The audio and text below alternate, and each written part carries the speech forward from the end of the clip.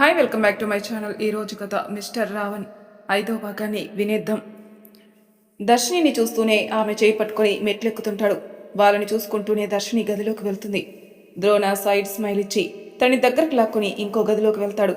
గదిలోకి రాగానే లీలాని అడుగుతుంది ఎవరామె అని. ఎవరంటే ఏం చెప్పాలమ్మా, ద్రోణ బాబుకి దగ్గర మనిషి. అదేంటి అలా అందరూ ఉండంగానే వాటేసుకుని ముద్దులు పెడుతుంది? మీ బాబుగారు కూడా ఏమనట్లేదు? అదంతే అమ్మ.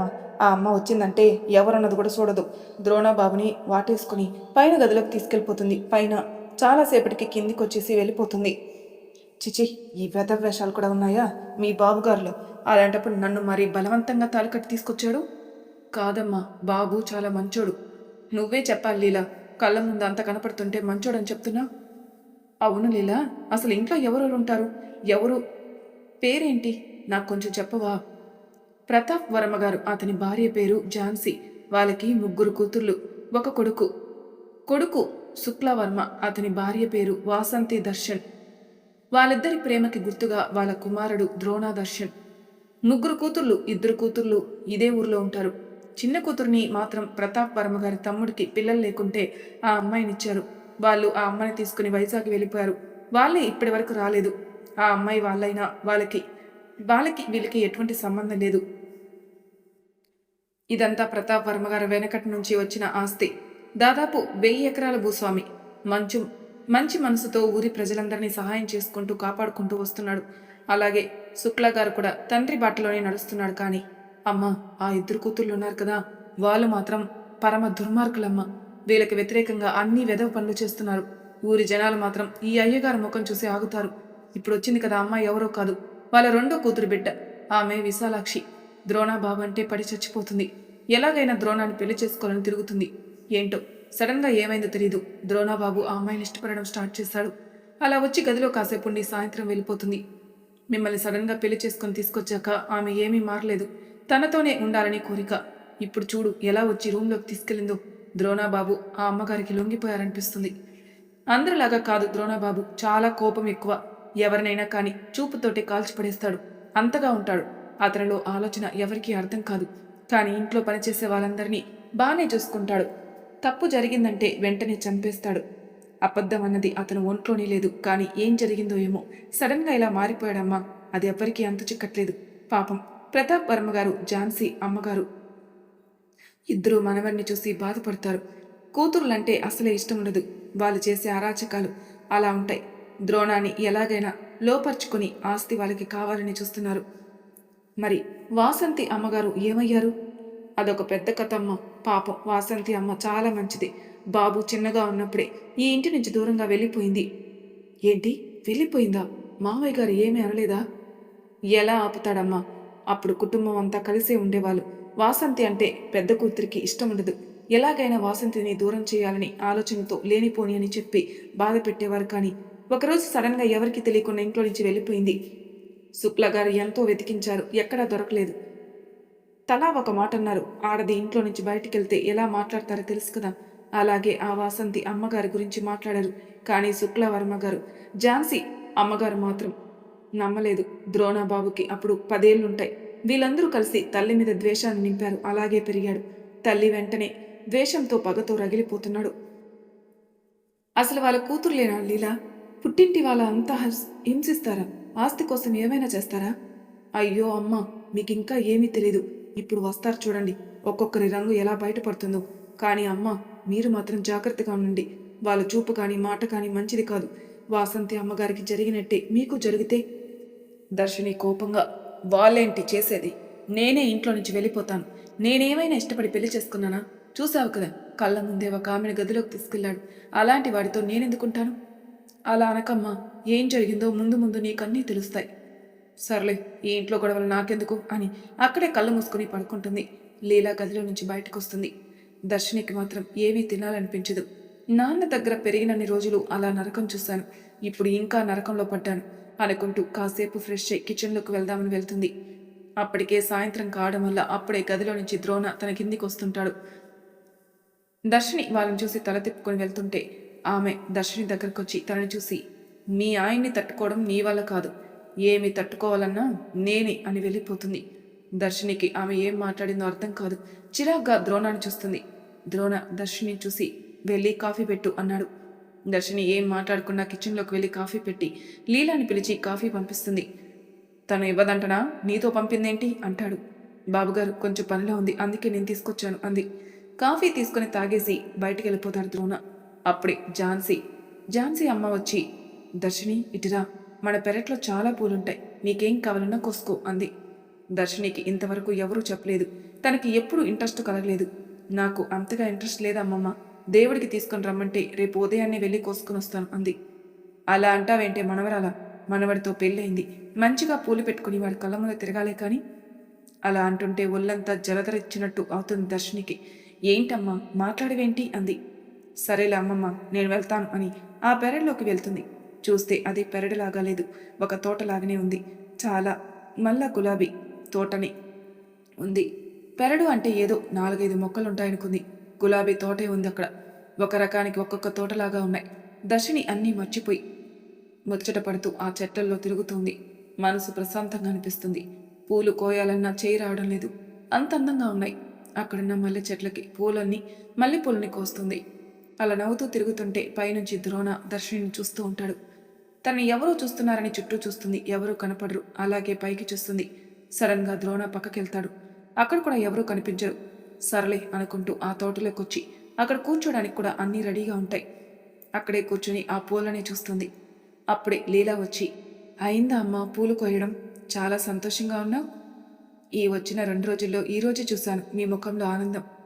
అవును లీలా, ఏదో పూలు కోయడం అంటే 4-5 చెట్లు అనుకున్నాను, తోటలాగానే ఉంది, నేను ఫస్ట్ టైం చూస్తున్నాను. అవునా అమ్మా, ఇదంతా బాబుగారే చేస్తారు. ద్రోణ బాబుగారికి చాలా ఇష్టం, అందుకే బయట నుంచి ఏది కొనకుండా ప్రతి ఒక్క పువ్వు మన ఇంట్లోనే పూసే విధంగా చేస్తాడు. అబ్బో, మీ ద్రోణబాబుకి ఎంత టాలెంట్ ఉందా? అంత మొరటోడికి పువ్వులు సుకుమారైన పువ్వులంటే ఇష్టమా? ఎంత మొరటోడైనా ఆడదాన్ని పువ్వుల్ని వదిలిపెట్టరు కదమ్మా. అంతేలే, ఆడది కోరిక తీరుస్తుంది, కోరిక తీర్చడానికి పూలు కావాలి, వాళ్ళకి మత్తు రావడానికి, అంతే కదా. అంతగా తప్పుగా అర్థం చేసుకోకమ్మా, నేను దారం తీసుకొస్తాను, పూలమాల కట్టుకోండి. దర్శిని ఇక అన్నీ మర్చిపోయి పూలన్నీ మాల కడుతుంది. లీలాతో మాట్లాడుకుంటూ మాల కడతారు. ఆ మాల 5-6 మూరలవుతాయి. చాలా బాగున్నాయి కదమ్మా, మీరు తలలో పెట్టుకోండి. నాకేం పెద్దగా ఇష్టం లేదు. ఆ పూలమాల తీసుకుని ఇంట్లోకి వెళ్తుంది. దేవుడి గదిలోకి వెళ్ళి ఫోటోలన్నిటికీ ఆ మాలలు వేస్తుంది. దేవుడి ఫోటోలు ఎంతో కళగా ఉంటాయి. మనస్ఫూర్తిగా దండం పెట్టుకుని బయటకు వస్తుంది. అదేంటి, మీకోసమని పూలు తెచ్చుకోమంటే దేవుడికి వేశావేంటి? నాకు పెద్దగా ఇష్టం లేదమ్మమ్మ. దేవుడు చూడు ఎంత కళగా ఉన్నాడు. ఆ దేవుడు చల్లగా ఉంటేనే మనమందరం బాగుంటాం. ఎంత కళ వచ్చిందో చూడు. నేను రోజూ వేస్తాను దేవుడికి. సాయంత్రం పూట పూలు నీ తలలోకి రావాలి, ఉదయం పూట పూలు దేవుడి దగ్గరకు వస్తాయి. ఏమో అమ్మమ్మ, నాకు వెయ్యాలనిపించింది వేశాను. రాత్రికి ఏమైనా వంట చేయాలా? అందరూ చపాతీలే తింటారు, నువ్వు వద్దులే లీలా అని చపాతీలు చేయమని చెప్పింది. ఎందుకమ్మమ్మ అలా భయపడుతున్నారు? ఆ కూరలో కారం ఉప్పు నేను కలపలేదు, కానీ ఇంట్లో మాత్రం ఎవరో తెలిసిన వాళ్ళే కలిపారు. అది నా తప్పు కాదు. నీ తప్పు కాదని నాకు తెలుసు. తప్పు లేకున్నా కొన్నిటికి పడాల్సి వచ్చింది, పడ్డావు. వెళ్ళు చపాతీ చెయ్యి, నేను తాతయ్యని తీసుకుని బయటకు వస్తాను. దర్శిని మాత్రం హుషారుగా కిచెన్లోకి వెళ్తుంది. అప్పటికే లీలా పిండి కలుపుతుంది. లీలా చపాతీ చేస్తుంటే దర్శిని కాల్చి పక్కకు పెడుతుంది. టేబుల్ మీద పెట్టి తాతయ్య అమ్మమ్మని పిలిచి వాళ్ళకి చపాతీ పెడుతుంది. తను వండిన కూర ముందుగా తన రుచి చూసి అప్పుడు వాళ్ళిద్దరికీ పెడుతుంది. నువ్వు కూర్చో దర్శిని, మాతో పాటు తిందువు గాని. వద్దులే అమ్మమ్మ, తను రావాలి కదా, వచ్చాక నేను తింటానులే. వాడు బయటికి పోయి ఎప్పుడో వచ్చేశాడు, పైనే ఉన్నాడు, ఎప్పుడు కిందికి దిగుతాడో తెలీదు, నువ్వు మాతో తిను. అప్పుడే ద్రోణ మెట్లు దిగుతుంటూ వచ్చి, అవసరం లేదు, రోజు నేను తిన్న తర్వాతే తను తినాలి అని వాళ్ళ తాతయ్య పక్కన కూర్చొని పెట్టు అంటాడు. అతనికి 2 చపాతీలు పెట్టి కర్రీ పెడుతుంది. చపాతీలు తుంచి కర్రీ తీసుకొని తినబోతూ దర్శనం చూస్తాడు. నేను ఇందులో ఏమీ కలపలేదు, తినేయండి అంది. నోట్లో పెట్టుకోబోతున్న తన చేతిని పక్కన నుంచి ఒకరు తన నోట్లో పెట్టుకుంటారు ఆ ముద్దని. దర్శిని వింతగా చూస్తుంది ఆమెని. ఈవిడ ఎక్కడి నుంచి వచ్చింది? తగులుకుంటున్నారు, వీడు ఎంగిలే తినాలా అని మనసులో తిట్టుకుంటుంది. ద్రోణ ఆమెను చూసి, ఏంటి, నీకు కావాలంటే వేరే పెట్టుకోవచ్చు కదా అన్నాడు. అదేంటి బావా అలా అంటావు? నువ్వు నాకు తినిపించాలి కదా అని తన ప్లేట్లో తీసుకుని తింటూ ఉంది. లీలా ఇంకో ప్లేట్ పట్టుకొనిరా అంది. లీలా ఇంకో ప్లేట్ తీసుకుని వచ్చి ద్రోణ ముందు పెడుతుంది. 2 చపాతీలు తీసి ద్రోణకు పెడుతుంది. తను వేరే తింటాడు. ఏంటి బావా, నేనేదో నీతో తినాలని వస్తే నువ్వేంటి వేరే దాంట్లో తింటావు? మనిద్దరం ఒకటే కదా చూడు సంజన, ఊరికే నన్ను విసిగించుకో. నేను అసలే చికాగ్గా ఉన్నాను అని గబగబా తినేసి పై గదిలోకి వెళ్తాడు. సంజన వాళ్ళ అమ్మమ్మని చూస్తూ, ఏంటమ్మమ్మ, నువ్వైనా చెప్పొచ్చు కదా, బావతో నేనే ఉంటాను. ఈరోజు నేను బావతో పడుకోనా? చొప్పు తీసుకొని కొడతా. ఎదిగిన ఆడపిల్లకు అయినా బావ పెళ్లి చేసుకుని వచ్చాడు. ఆ అమ్మాయి ముందే బావతో పడుకుంటావా? ఏ, ఊరుకో అమ్మమ్మ. ఆమెను పెళ్లి చేసుకుని వస్తే ఫస్ట్ నుంచి ఉన్న మేము ఏం కావాలి? ఆమెను పెళ్లి చేసుకుని వచ్చాడు అంతే. ఆమెతో ఉండట్లేదు. నేను వెళ్తాను బావ రూంలోకి. దర్శిని చిరాగ్గా ముఖం పెట్టి, అసలు వీళ్ళు మనుషులేనా, ఆడవాళ్ళనా, అసలు ఇది ఇల్లేనా అనుకుంటుంది. తాతయ్య, మీరైనా చెప్పండి. అమ్మమ్మకు అసలు నా గురించి పట్టించుకోవట్లేదు. వెళ్ళి ఈవిడ గాని పెళ్లి చేసుకుని వచ్చాడు. నన్నే ఇచ్చి చేస్తానన్నావు కదా బావకి. సంజన, పెళ్ళి అయిపోయింది, ఇంక మాట్లాడుకు.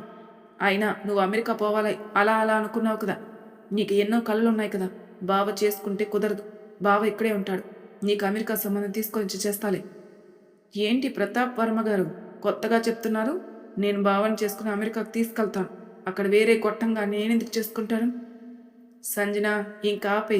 తిన్నావు కదా, ఇంటికెళ్ళి పడుకోపో. నేను బావ దగ్గర పడుకోవడానికే వచ్చాను, మా ఇంట్లో కాదు. శుక్లా గారు వచ్చి, ఏంటి సంజన ఈ టైంలో వచ్చావు? ఏంటమ్మా, ఉదయాన్నే రావచ్చు కదా. అదేంటి మావయ్య అలా అంటారు? మీకు కోడలు రాగానే ఈ మేనకోడల్ని మర్చిపోయారా? నువ్వు మేనకోడలివి, తను ఈ ఇంటి కోడలు, అలా ఎలా మర్చిపోతాను? ఈ ఇంటి కోడలు మా అందరి బాధ్యత తీసుకుంటుంది. నువ్వు మేనకోడలివి, నీ బాధ్యత మేం తీసుకుని నీకు చక్కని వరుణ్ణి తీసుకుని పెళ్లి చేస్తాను. నీ మాటలే. నా మీద ప్రేమ ఉంటే బావనిచ్చే పెళ్లి చేసేవారు. బావ మాకు చెప్పి చేసుకున్నాడా? ఇంటికి వచ్చే వరకు తెలియదు కదా పెళ్లి చేసుకుని రావడం. ఇష్టం లేకనే కదా పెళ్లి చేసుకున్నాడు. ఆ అమ్మాయిని పంపించేసేయండి, నాతో ఇచ్చి పెళ్లి చేయండి. అలా ఎలా కుదురుతుంది? అసలు మీరు అమ్మాయిలేనా అని మీ అక్క ఒక రకంగా ఉంది, నువ్వు ఒక రకంగా ఉన్నావు. వాణ్ణి ఏం చేద్దామనుకుంటున్నారు అని ఝాన్సీ అరుస్తుంది. అమ్మమ్మ, నీకు మనవడు ఎక్కువయ్యాడా? మనవరాల మీద ప్రేమ లేదా?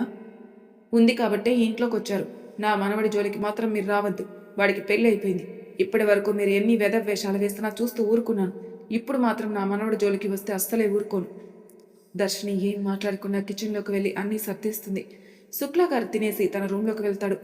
దర్శిని తన గదిలోకి వెళ్తుంటే ప్రతాప్ వరం గారు పిలిచి, అమ్మ దర్శిని, నీతో మాట్లాడాలి. చెప్పండి తాతయ్య. నా గదిలోకి రామ్మ అని తన గదిలోకి వెళ్తాడు. దర్శినిలో టెన్షన్, తాతయ్య నన్నెందుకు రమ్మన్నాడు అని.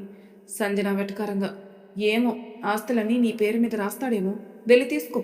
దానికోసమే కదా పెళ్లి చేసుకుని ఇక్కడి వరకు వచ్చావు అంది. దర్శిని సంజనని ఒకలాగా చూసి ఏం మాట్లాడకుండా తాతయ్య గదిలోకి వెళ్తుంది. రా దర్శిని, కూర్చో. పర్లే తాతయ్య, చెప్పండి. ఆ డోరు వేయమ్మా. ఎందుకు తాతయ్య? అమ్మమ్మ వస్తుంది కావచ్చు. రాదులే, నీతో మాట్లాడే వరకు తను రాదు. ముందు డోరు వేయి. డోరు వేసి వచ్చి తాతయ్యకి ఎదురుగా నిలబడుతుంది. చూడమ్మా, నీ గురించి నాకేం తెలీదు. నా మనోడు పెళ్లి చేసుకుని వచ్చాడు అంటే నువ్వంటే పర్ఫెక్ట్ అని తెలిసే ఈ ఇంటికి తీసుకొచ్చాడు అని నాకు అర్థమైంది. నా కుటుంబం గురించి, నా మనవడి గురించి అన్నీ తెలుసుకో. కొద్ది కొద్దిగా తెలుసుకుని ఉంటావు కదా. అంతగా తెలీదు, కొంచెం కొంచెం అయితే అర్థం చేసుకున్నాను తాతయ్య. దగ్గరికి రా అని పిలుస్తాడు. దర్శిని వెళ్ళి తాత దగ్గరికి వెళ్ళి నిలబడుతుంది. దర్శిని చేయి తీసుకుని తన చేతిలో ఒక కీ పెడతాడు. ఆ కీని చూస్తూ, ఇదేంటి తాతయ్య అంది. ఇది నీకు చాలా అవసరం.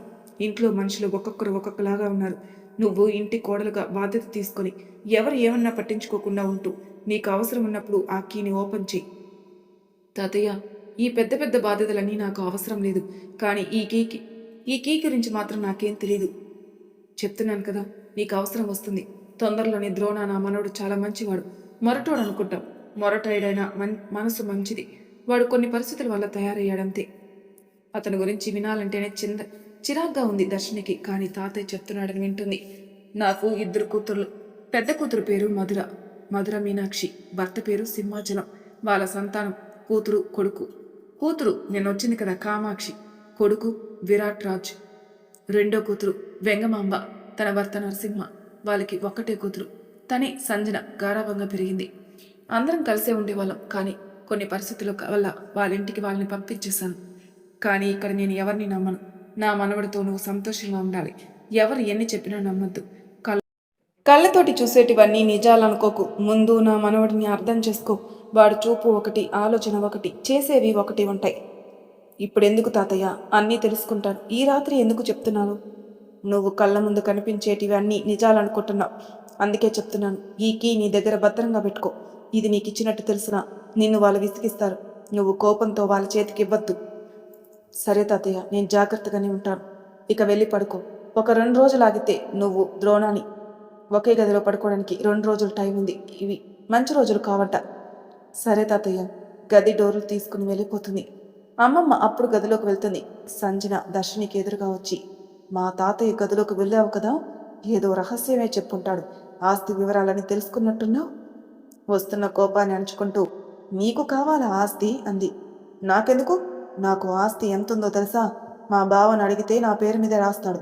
నేను నోరు తెరిచి అడిగితే చాలు. నువ్వు నోరు తెరిచి అడిగితే రాస్తాడు, కానీ నేను అడగకుండా నా పేరు మీదకే వస్తుంది ఆస్తి అని చెప్పేసి వెళ్ళిపోతుంది. సంజన చూడకుండా తన చేతిలో ఉన్న కీని బ్లౌజ్లో వేసేసుకుంటుంది. ఏయ్ ఆగు, ఏమన్నావు? బావా నీ పేరు మీద కాస్తంత రాసేస్తాడా? ఏంటి అంత మాయ చేసావా? మాయ చేశాను, మంత్రమే వేశాను, నీకనవసరం. ఇదంతా పైనుంచి ద్రోణ చూస్తాడు. ఆ కీ దాయడం కూడా చూస్తాడు. నవ్వుతూ తన గదిలోకి వెళ్తాడు. సంజన చాలా సతాయిస్తుంది. దర్శిని గదిలోకి వెళ్ళి సంజన ముఖం మీదే డోర్ వేసేసుకుంటుంది. సంజన కోపంగా అని గట్టిగా అరుస్తూ, చూస్తాను ఎప్పుడైనా దొరక్కపోతావా అని కోపంగా తనింటికి వెళ్ళిపోతుంది. రూమ్లోకి వచ్చి ఊపిరి తీసుకుంటూ, అమ్మయ్య, వీళ్ళ ఆడవాళ్లే గాని రాక్షసుల్లాగా ఉన్నారు. మా పిన్ని కంటే రీతు కంటే ఎక్కువగా ఉన్నారు వీళ్ళు. ఆస్తి కోసం మనుషుల్ని చంపే విధంగానే ఉన్నారు అనుకుంటుంది. బ్లౌజ్లో వేసుకున్న కీని తీసి చూసుకుని అక్కడే ఉన్న కబోర్డ్లో బట్టల కింద పెట్టేస్తుంది. ఎన్నో ఆలోచనలతో కళ్ళు మూసుకుని అలాగే పడుకుంటుంది. ద్రోణ తన గదిలోకి వెళ్ళి అటు ఇటు తిరుగుతూ ఆలోచనలో పడతాడు. అందులో ఉన్న సీక్రెట్ రూమ్లోకి వెళ్ళి తనకు కావాల్సినవన్నీ తీసుకుని బయటకు వస్తాడు. బాల్కనీలోకి వెళ్ళి చుట్టూ చూస్తూ సిగరెట్ తాగుతూ ఉంటాడు. సడన్గా కింద ఎవరో వెళ్ళినట్టు అనిపిస్తుంది. ఎవరు ఈ టైంలో అనుకుని గదిలో నుంచి బయటకు వస్తాడు. స్టెప్స్ దిగి బయటకు వెళ్ళి చూస్తాడు. ఎవరూ కనిపించరు. అక్కడున్న సెక్యూరిటీని అడుగుతాడు, లోపలికి ఎవరైనా వచ్చారా అని. ఎవరూ లాదే సార్. ముందు చూసుకో ఎవరొచ్చారో ఎవరు పోతున్నారని. అక్కడే ఉన్న ఆఫీస్ రూమ్లోకి వెళ్ళి సీసీ ఫుటేజ్ ఓపెన్ చేస్తాడు. అందులో సంజనాకి దర్శనికి జరిగిందంతా చూస్తాడు. ఆల్రెడీ పైనుంచి అన్నీ చూస్తాడు. నవ్వుకుంటూ కాసేపు అలాగే ఉంటాడు. అక్కడ ప్రహరీ గోడ నుంచి ఒక వ్యక్తి దూకినట్టు కనిపిస్తుంది. ఇంట్లోకి రాకుండా చుట్టూ తిరుగుతున్నాడు అనుకుంటాడు. అంతా ద్రోణ కనిపెడతాడు. వాడు ఏం చేస్తాడో చూద్దామని అవుతాడు. అతను మొత్తం తిరిగేసి దర్శని ఉన్న గదిలోకి వెళ్తాడు. సడన్గా మెలకు వస్తుంది దర్శనికి. ఎవరో తిరిగినట్టు అనిపిస్తుంది. భయంతో దగ్గరికి ముడుచుకుంటుంది. ఎదురుగా ఒక ఆకారం కనిపిస్తుంది. గట్టిగా అరవాలనుకుంటుంది. కానీ అంతలోని అతడు వచ్చి దర్శని నోరు మూసేస్తాడు. కళ్ళల్లో కళ్ళు పెట్టి, అరవకు, అరిస్తే చంపేస్తాను అన్నాడు. తలోపుతూ, చేయి తీస్తాను, నువ్వు అరిచావే అనుకో, చంపేసి పారిపోతావు అన్నాడు. దర్శని తలోపుతుంది. మెల్లగా చేయి తీస్తాడు. దర్శని ఊపిరి తీసుకుంటూ, ఎవరండి మీరు? ఇంత రాత్రిపూట నా గదిలోకి ఏం పని అని అడిగింది. ద్రోణ ఇదంతా చూస్తున్నాడు. కోపంతో పిడికిలి బిగిస్తాడు. నా ఇంట్లో నా సామ్రాజ్యంలోకి వచ్చాడంటే వాడికి చాలా గుండె ధైర్యమే. ఈరోజు వాడు నా చేతిలో చచ్చాడనుకుంటాడు.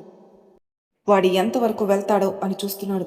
తను వేసుకున్న మాస్క్ తీసి చూపిస్తాడు. నేనే అని నవ్వుతాడు. దర్శిని మాత్రం కళ్ళు పెద్దగా చేసి అతన్ని చూస్తుంది. మరి తర్వాయి భాగంలో ఏం జరుగుతుందో నెక్స్ట్ ఎపిసోడ్లో తెలుసుకుందాం. అంతవరకు నా ఛానల్ సబ్స్క్రైబ్ చేయని వాళ్ళు ప్లీజ్ సబ్స్క్రైబ్ చేసుకోండి. లైక్ చేసి షేర్ చేయండి. మీ అభిప్రాయాలు నాకు కామెంట్ రూపంలో తెలియజేయండి. Thank you for listening.